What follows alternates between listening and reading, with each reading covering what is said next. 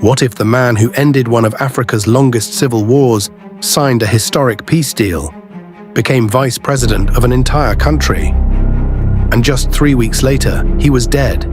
This is the story of John Garang, the rebel commander who rose from the battlefield to the highest level of power in Sudan and died at the exact moment everything was about to change. For more than 20 years, Sudan was trapped in one of the deadliest conflicts in modern African history. Millions were displaced, families were torn apart, entire regions were left in ruins. Garang wasn't just a war leader, he was highly educated, with a PhD in economics from the United States. He understood military strategy, but he also understood systems of power. In 1983, he founded the Sudan People's Liberation Movement. At first, he didn't fight for separation. He fought for what he called a new Sudan, a unified country built on equality, democracy, and shared power. It was a bold vision, and for some powerful elites, it was a dangerous one. Then in 2005, after years of brutal conflict, something extraordinary happened.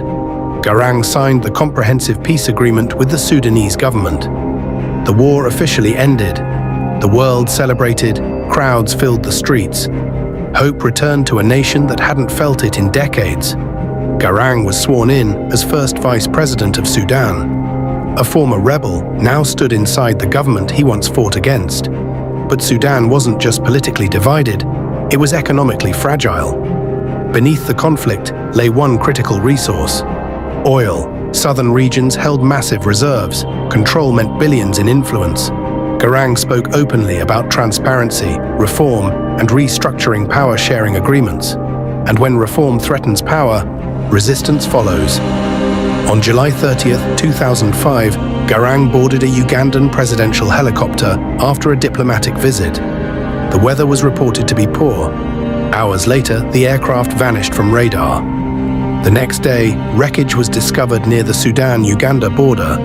There were no survivors. The official explanation was simple: bad weather, a tragic accident, case closed. But for many Sudanese citizens, it didn't feel closed at all. The timing was too precise. He had just gained national authority.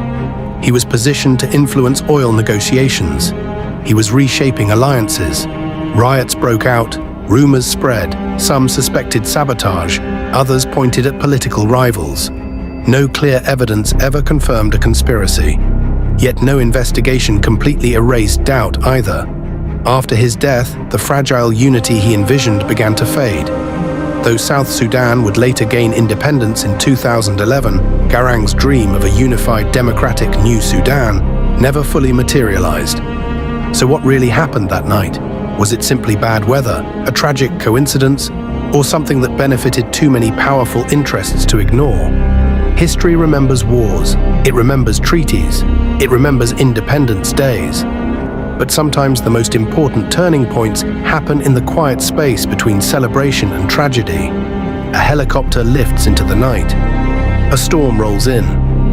Radar contact fades, and a nation's future changes forever. Like and subscribe